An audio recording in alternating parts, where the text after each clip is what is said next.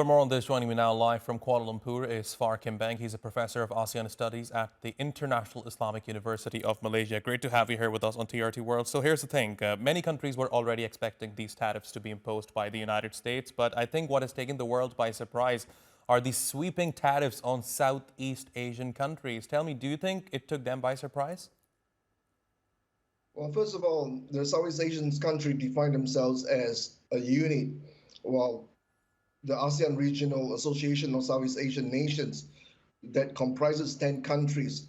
So as and when the United States impose any tariffs or take any actions, there is a tendency built into the American system to try to take measures right across the board.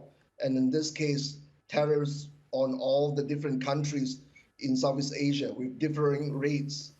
In the case of Malaysia, we had tariff imposed on us at 24%. But what is not known to the United States right now is the fact that we actually have a very equitable trade balance. We don't enjoy a huge trade surplus with the United States at all. In fact, it's the other way around. So the Trump administration has got its math completely askew and wrong. So you are indicating here that it is not a surprise, is it? It's not a surprise, and to a large extent, it's also a manifestation of all the chaos and pathos that is coming from the Washington, D.C. and the White House, to the degree that that kind of anarchy in the administration have not been resolved. This is exactly what you'll see.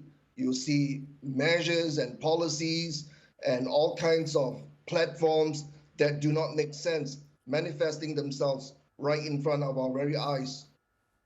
And Kim, how do you think these U.S. tariffs might accelerate China's influence in the region, given the fact that Xi Jinping is expected to visit Malaysia, Cambodia, and Vietnam in the coming weeks? Well, I have to commend you on your excellent questions. You got your timing and your questions correctly right. President Xi will be coming to these three countries in a week's time, if not longer. And one of the key countries that he'll be visiting is actually Malaysia. And Malaysia is also the chairman of ASEAN for the rest of this year. And China is a member of the East Asian Summit, which also includes the United States. Now, if President Xi Jinping knows how to play his cards, this is the time when he tells Prime Minister Anwar Ibrahim, let's actually move the economic machinery of the global South. In fact, let's have the EU and ASEAN free trade agreement get going and define the new global economic landscape. Okay, Phar, let me ask you this question very quickly. Who do you think, given these sweeping tariffs in place, who do you think is going to replace the United States for Southeast Asian countries?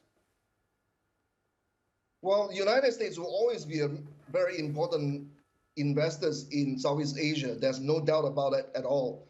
The issue is that the United States cannot be functioning in such a manner by bullying countries, by imposing tariffs, by resorting to all kinds of crude and unhuman language in order to push its way into the political systems of Southeast Asia. That kind of approach, crowbar diplomacy, if you may, will not gain any favors in a landscape that is primarily post-colonial in nature. Phar Kim Beng, thanks very much for joining me here on TRT World. Appreciate your taking out the time.